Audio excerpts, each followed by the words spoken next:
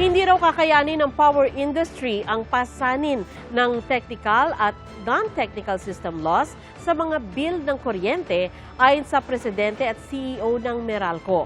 Target naman ng Senado na maalis ito bago magpasko. Yan ang aking sinaksihan. Panahon na para tanggalin na natin ang systems loss na pinapasa sa consumer. Hindi naman kasalanan ng consumer kung bakit nagkaroon ng systems loss. Kasunod niyan, pinamamadali na ngayon ni Pangulong Bongbong Marcos sa Kongreso ang pagtatanggal ng system loss sa electricity bill. Sabi ng Senate Committee on Energy, target nilang maipatupad ito ngayong taon.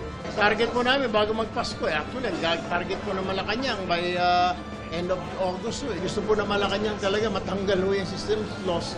Actually, may text po sa akin na kung pwede one hearing lang, then TWG, and then doon na po sa BICAM. Sabi ko medyo mahirapan po.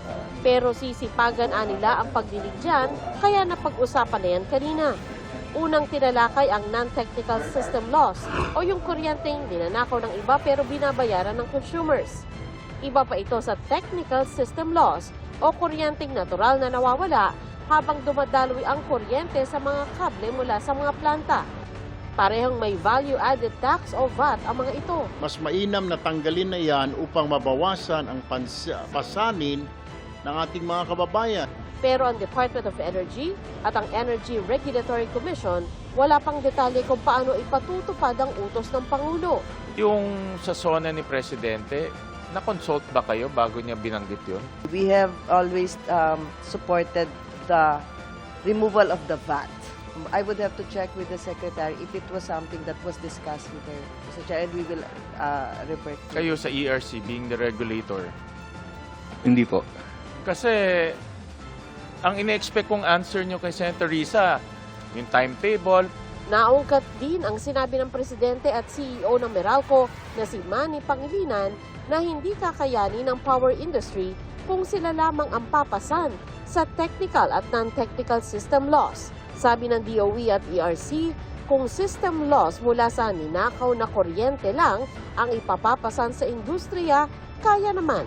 Dahil po ang non-technical system loss ay mga nasa 1 at hanggang 1.5% ng total kabuang system loss nila, ito naman po ay maliit. Kung paghuli sa nagja-jumper, kaya yan bantayan pero dagdag gastos din na mauwi sa taas singil. Hindi naman papayagan ng any distribution utility na malugi sila dahil sa mga nagnanakaw ng kuryente. Wala na ba kayong sasagutin na losses? Puro na lang sa tao, pass on, puro pass on.